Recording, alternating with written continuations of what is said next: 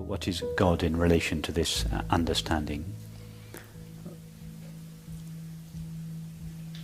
Once the separate self, once thought has abstracted the knower and the known, the seer and the seen, the experiencer and the experienced. In other words, once thought has overlooked this knowing which pervades all experience and has said, no, this knowing doesn't pervade all of experience, it just pervades this little corner of experience. Thought abstracts a separate self, and as an inevitable counterpart to the inside self, thought projects an outside world. So this is the conventional duality, inside self, outside world. But then the separate self looks around at the outside world and notices that it's coming and going, and then it wonders to itself, well, where does it all come from? So a thought then has to manufacture a third element, not just two things, not just the soul or the self and the world. It has to manufacture a third entity called God, who creates it all. So that's where the separate self's family is complete. The separate self, yes, exactly. God the creator, Yeah. and the world. That's true. Okay. So, but that creator God, the separate self imagines that God in its own likeness. Now, in its own likeness doesn't mean looking like a physical body. It means as an inevitable counterpart or a corollary to the separate self. So that I am an inside self and God is out there and up there. So it's in just the same way that the outside world is an inevitable counterpart to the inside self.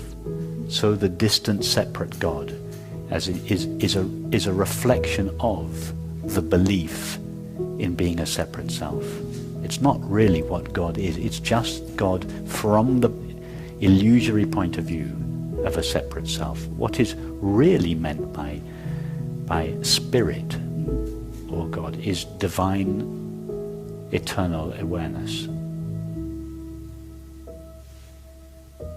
But thought, having overlooked awareness, has to account for all these apparent objects and world in another way. So it manufactures a God distant from ourselves, separate from ourselves. But actually what is truly meant by God or spirit is divine awareness, infinite awareness. Just the consciousness I am.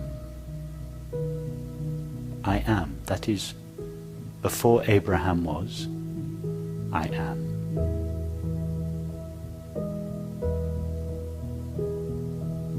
That's what it means, the I am, the pure I am, before thought has added a limit and a destiny to it. That is what is meant by God.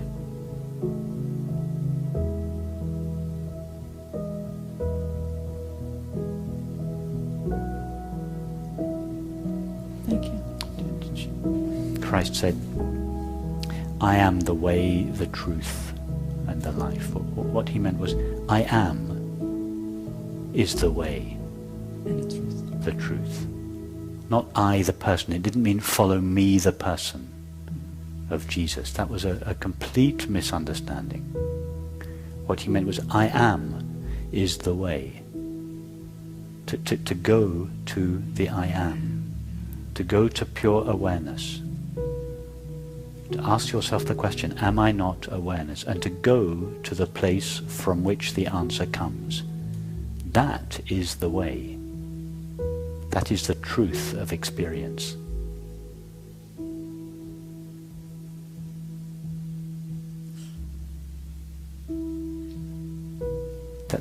That is what is truly referred to as God or Spirit.